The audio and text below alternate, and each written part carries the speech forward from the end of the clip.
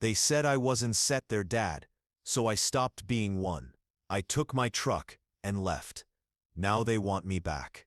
Hey everyone, before we get started, I want to ask for a quick favor. Our channel has slowed down a bit, and subscribing is one of the best ways to support us. It's fast, free, and it really helps us keep bringing you stories like this. Your support means a lot, so let's keep this channel moving forward together. Thanks so much. Now on to the story.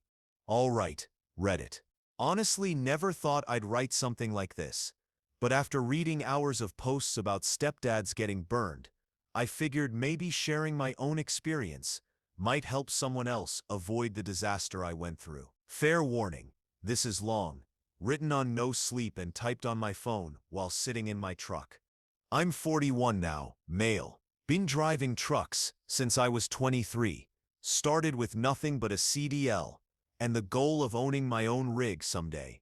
Worked non-stop, lived out of my truck, and saved every dollar until I finally bought a Peterbilt. Life was steady. I had my own routes, a few reliable customers, even managed to build up savings. No wife, no kids, just me and my dog enjoying the open road. I wasn't rich, but I was stable. I owned my truck, had a small apartment I barely used, and enough money to treat myself to a steak dinner now and then. Not bad for a kid who grew up in a trailer park. Now, here's where the mess started. It was 2015. I was at PetSmart picking up food for my German Shepherd, Ghost. Just a regular Thursday. Ghost was this big goofy rescue I'd adopted the year before. Best decision I ever made. Probably the only truly good one in this whole story. So I'm standing there comparing dog food prices, because wow, it's expensive, when this little kid slams right into my legs. Full speed. Ghost, being the gentle giant he is, just wagged his tail like crazy. The kid, Liam, must have been 4 or 5, pure energy with no brakes. Wore a Spider-Man shirt that had seen better days, and clutched a toy car like it was treasure. Right behind him came his mom, Mia, pushing a stroller with a baby, Amy. She looked exhausted, like she was doing everything she could just to hold it together. I helped Liam up while Ghost gave him a sloppy welcome, and Mia started apologizing over and over. I just laughed. It was honestly the most excitement I'd had all week. Trucking gets lonely, so a random kid crashing into me felt almost refreshing. Turns out Liam was begging his mom for a pet snake. She was firmly against it. Amy just wanted to look at the fish, so she'd nap later. We started chatting while Liam tried convincing Ghost to become his new best friend. That's when I noticed the Marine Corps widow pin on Mia's purse. Didn't ask about it right away, but it made sense later. Her husband James had died in Afghanistan about a year earlier. Bronze Star, full honors, the whole thing. He left behind a little boy who barely remembered him, and a baby who never would. Now yes, Mia was attractive, but what struck me more was watching her hold it together while clearly struggling. Like when Liam asked if the snake could live in Daddy's room, and her voice cracked just slightly as she said no. Or when she counted out exact change for dog treats, because money was tight. Ghost sealed the deal. My dog usually takes forever to warm up to people, but he let Liam climb on him like a jungle gym. Even Amy laughed when Ghost gently licked her hand. Mia joked it was the first time Amy had smiled at a stranger in months. Then I did something impulsive. I offered to let them walk Ghost with me while we looked at pets. Liam was thrilled, and for the first time, Mia actually relaxed a bit. We exchanged numbers afterward for dog playdates. She joked, though we both knew it was more than that. Looking back now, sitting in my truck with Ghost's gray muzzle resting on me, I wonder if he knew what was coming. That dog was sharp.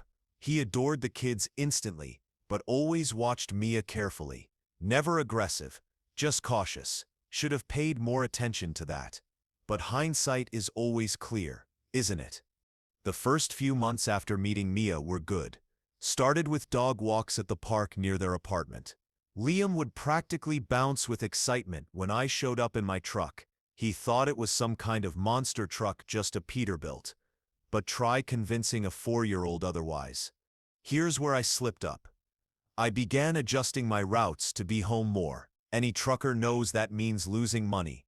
But I was turning down better paying long hauls so I could make it to Liam's t-ball games or Amy's doctor visits. Mia was struggling financially. She never outright asked for help, but it was obvious. The apartment was cold in winter because she saved on heating. The kids' clothes were too small. I'll never forget noticing Liam's shoes held together with duct tape, so I stepped in, bought him new ones, light-up sneakers. The kid cried when I gave them to him. Broke my heart. After that, I started accidentally, bringing groceries. Mia resisted at first, but when your child is glowing over their first decent pair of shoes in months, it's hard to refuse. Things escalated quickly from there. I stayed over more. Ghost loved it. More space, 2 kids to follow around, constant company.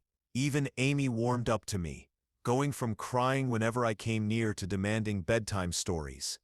The first time Liam called me Dad, I was under my truck working. He was handing me tools, usually the wrong ones, but trying. I dropped a wrench on my finger and swore, and he giggled. Dad, you said a bad word. Said it casually, like he'd been calling me that forever. I played it cool, but inside, I was a mess. A good kind of mess. Bought myself a world's best dad mug that weekend. Still have it in my truck. Can't toss it. About a year later, Mia and I got married. Nothing fancy, just a courthouse wedding. She didn't want anything big. Said her first wedding had been enough. I was too busy trying to play hero to see any warning signs. We upgraded to a house with a yard for Ghost and the kids. I even opened college funds for Liam and Amy, separate accounts, under my name. Thankfully, I worked hard to give them everything they needed, and most of what they wanted. Other truckers teased me for being whipped, skipping big routes just to get home for recitals or conferences. But I was proud. Proud when Amy FaceTimed me about her art. Proud when Liam asked me to teach him about engines. Proud when teachers and parents called me a great dad. Ghost was thriving too. His own spot on the couch, kids to shadow, neighborhood dogs to play with. But he never bonded with Mia. Wouldn't growl, just kept his distance. Wouldn't take treats from her or cuddle like he did with the kids. Should have noticed. And there were other things I overlooked. Mia introduced me as the kid's stepdad, not her husband. She kept a photo of James on her nightstand, but never displayed any of our wedding pictures. She'd talk endlessly about James, his bravery, his service. But if someone asked about me, she'd change the subject. Still, the kids were happy, the house was paid for, and I thought we were building something real. But things changed when Liam hit his teens. At 17, he was a different kid. The first time I realized something was really wrong was after I came home from a 3-day run. I had rushed back early, turned down a better-paying route just to make it to his football game. Walked in, Ghost ran to me like always, and then I overheard Liam talking to his friends in the kitchen. Nah, my real dad was a Marine, won a Bronze Star and everything. This guy Sip's just my mom Sip's husband. It felt like getting hit in the face. This was the same kid who once begged to ride with me to the truck yard, who'd sit in my rig for hours, learning about engines. Now I was suddenly just mom's husband, and it only got worse. Amy at 14 started copying everything her brother said. Eye rolls, sighs, the works every time I walked into a room. One day I asked Amy to clean up the kitchen mess she'd made, and you'd think I had asked her to give up a kidney. Why should I? You're not my real dad. There it was, that phrase. It became the chorus to every interaction. Whenever I tried to set rules or boundaries, you're not my real dad. Whenever I helped with homework or gave advice, you're not my real dad. It felt like their new favorite line, repeated endlessly. And Mia, she barely tried anymore. Always glued to her phone, too busy to handle it. Once I overheard her laughing with a friend about how the kids were just going through a phase, and that they missed their real father. Real father. They hardly remembered him. Meanwhile, I'd been there for everything, 8 years straight. What cut deeper was how Mia spoke about me. To friends, she'd downplay it. Oh, he's on the road a lot. Or he drives trucks. Always in that embarrassed tone. But when James came up, she'd light up. James was a hero. James would have wanted this, always comparing me to a man long gone, while ignoring what I actually provided. Even Ghost started to feel it. He used to sleep in the kids' rooms, and they'd fight over who got him. Now they pushed him out, saying they didn't want dog hair when friends came over. Funny thing though, when they needed money or favors, suddenly they were dog lovers again. Then I started noticing how I wasn't even being included anymore. Family reunions, school events, dinners out, they'd wait until I was away on a run, then post pictures online. There they were, all smiling together like a happy family, while I was out working to pay for it. One night, I confronted Mia. She looked at me with this pity, as if I just didn't get it. They're teenagers. They need space, and you're gone so much anyway. Yeah, gone working non-stop to pay for their private school, their phones, their cars, while my own truck wasn't even good enough for them to be seen in. From the outside, everything looked fine. Nice house, good schools, kids with plenty. But underneath, it was falling apart. Ghost seemed to know. He'd rest his head on my lap and stare, like he was trying to warn me. I just wasn't ready to accept it. Then things escalated. Tools went missing from my garage. Not misplaced, but gone. And not just any tools. Always the ones I used most for my truck. Liam knew exactly which those were. Around the same time, my truck started having issues. Small at first, scratches and dents, then bigger. One morning I found my fuel tank cap completely unscrewed and sitting on top. Any trucker knows how dangerous that could have been. That's when I installed a security camera. And sure enough, caught Liam on video at 2 a.m., messing with my truck. I showed Mia the footage. Her response? Well, maybe if you were home more, he wouldn't act out like this. That's when I started saving every receipt, repairs, replacements, everything. My lawyer later told me that was the smartest move I made. But things kept sliding downhill. Amy, my little girl who once begged for bedtime stories, started dating a college guy. Tom or Tim, whatever. Typical trust fund type with a BMW from his father. At first, I didn't think much of it. Not my business who she dates. Then I noticed she'd stopped wearing the necklace I gave her for her 16th birthday, the one she swore she'd never take off. I found out later she told friends it was embarrassing because it came from a truck stop. For the record, it was from Tiffany's. I'd worked overtime 2 months to afford it. One night I was home between routes and overheard Amy talking with Mia. She was nervous about going to Tom's fancy Christmas party. Mom, what do I tell them about Dad?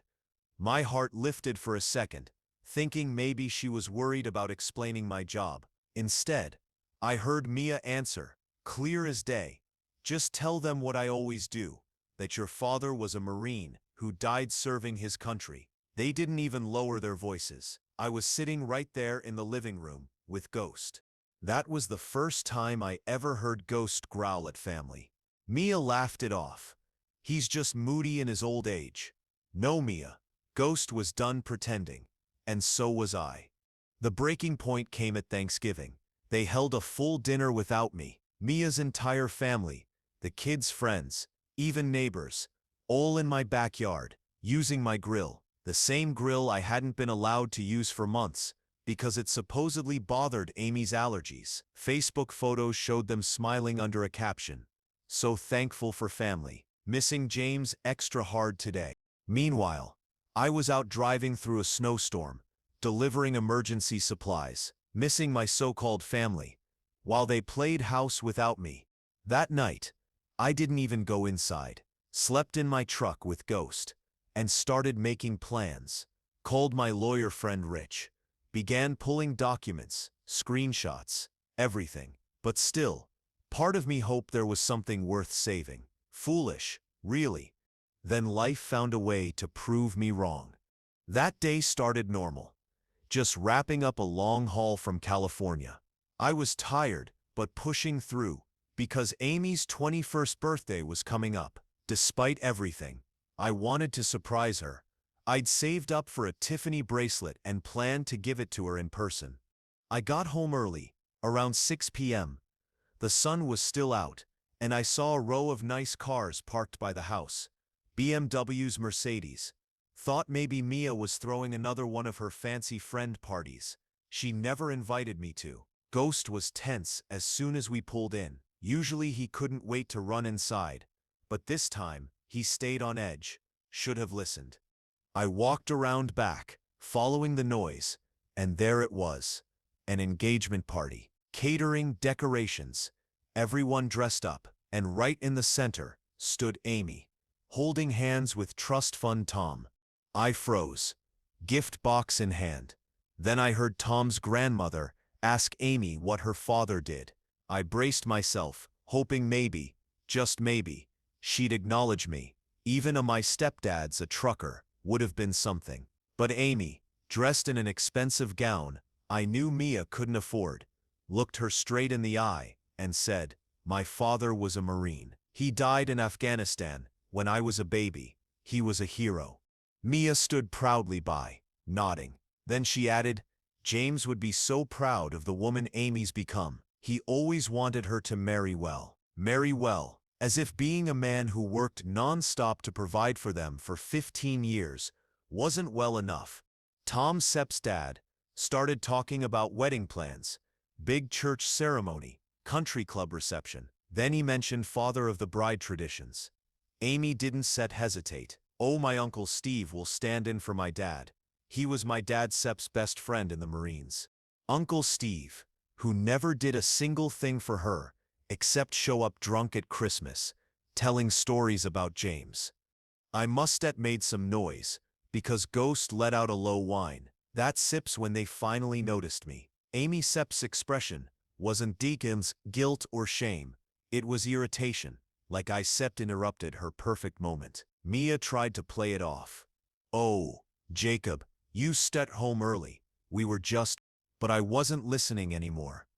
All I saw was my house, my backyard, a party funded with my money. Later I learned Mia had even used my credit card for the catering. They were celebrating my daughter's engagement, while erasing me entirely. The bracelet box felt like it weighed 1,000 pounds in my hand. Ghost pressed against my leg, torn between protecting me and comforting me. Tom's mom, trying to be polite, asked who I was. Before anyone could answer, I just turned and walked away. Got in my truck. Ghost jumped in, and we left. Spent the night at a truck stop 50 miles away, staring at nothing. That night I called Rich and told him it was time. He just said, "Finally." Sepp had the papers ready for months.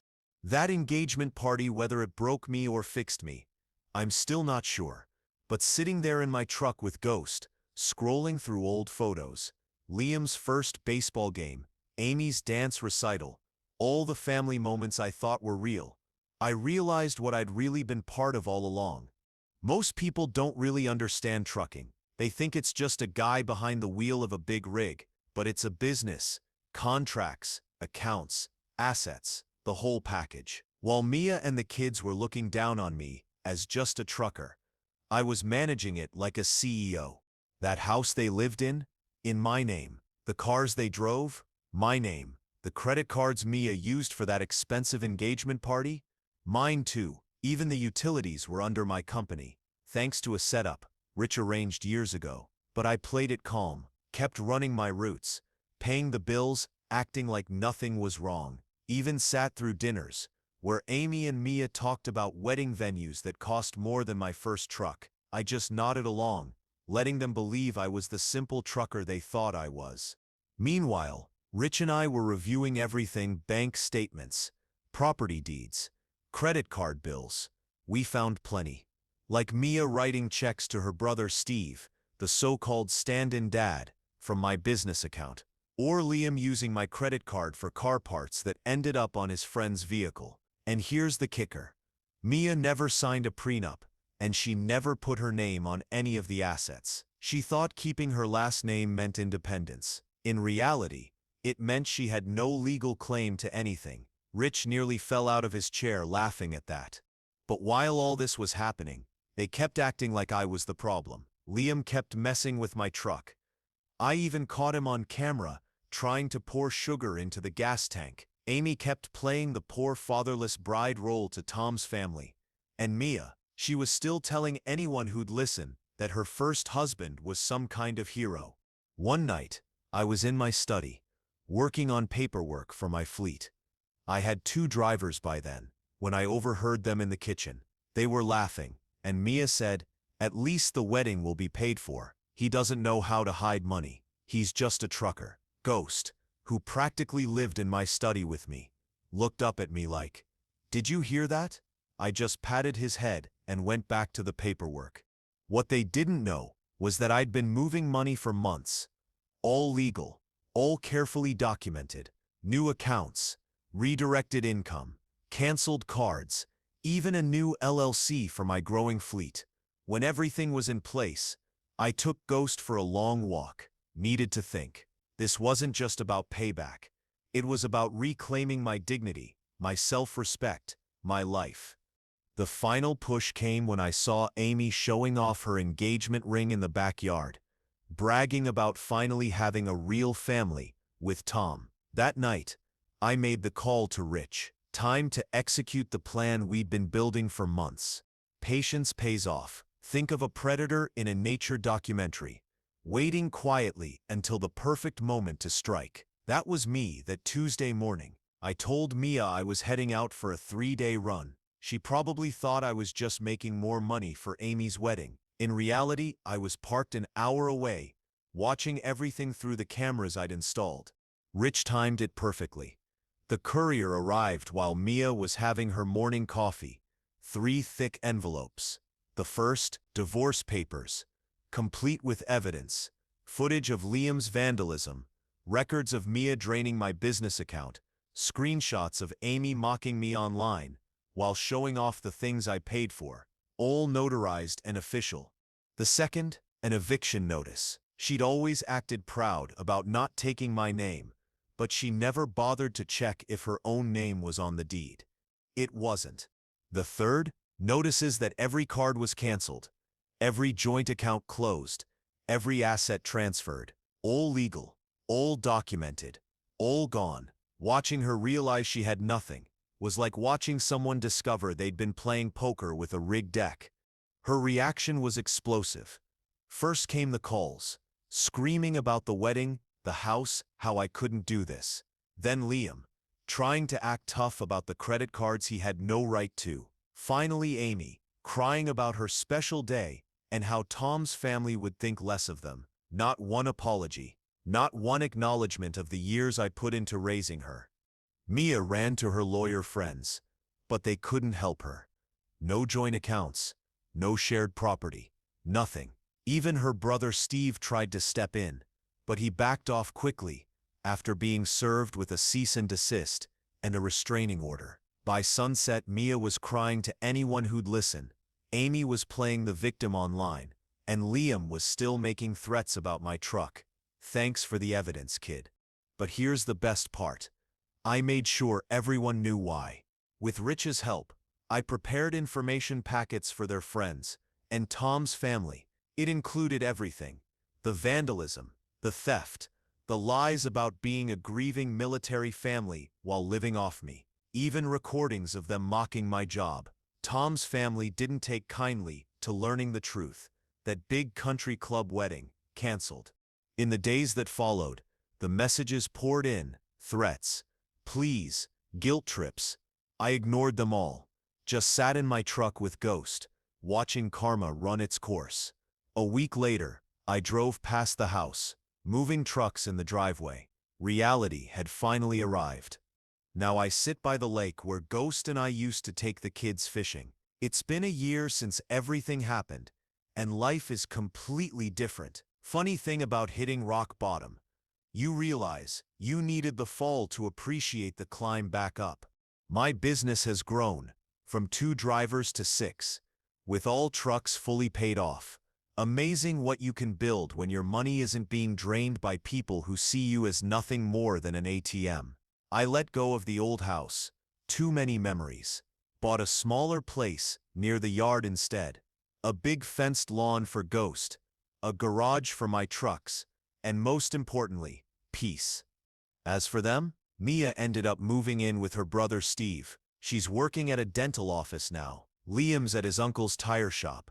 Manual labor, the very thing he used to mock. And Amy, that dream wedding collapsed. Tom's family backed away, citing questionable values. She's waitressing now and back living with Mia. That Tiffany bracelet I once bought her, she sold it. I used the money to buy Ghost an orthopedic bed. Best trade I ever made. They still send messages. Mia with her essays about how I destroyed the family, Amy with her fake, "I miss you dad" routine, and Liam with silence, which is honestly a blessing. But me, I feel nothing anymore. No anger, no love, just nothing. Life keeps moving. The fleet is growing. The team respects the work. And I even have a date lined up with someone who owns her own diner. Independent, hardworking, and she actually respects what I do. Ghost has already approved, and that's good enough for me. What I've learned is this: providing doesn't make you a father, and being a father doesn't mean being a doormat. Sometimes the family you're building is just a house of cards, and sometimes the only family you need is the one that's been at your side the whole time.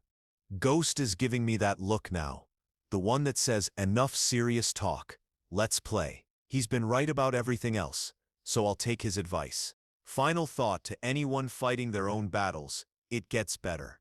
Protect your dignity, document everything, and never let anyone shame you for honest work. Ghost and I have an early route tomorrow, so we're signing off. Sometimes losing a fake family is the only way to find the real one.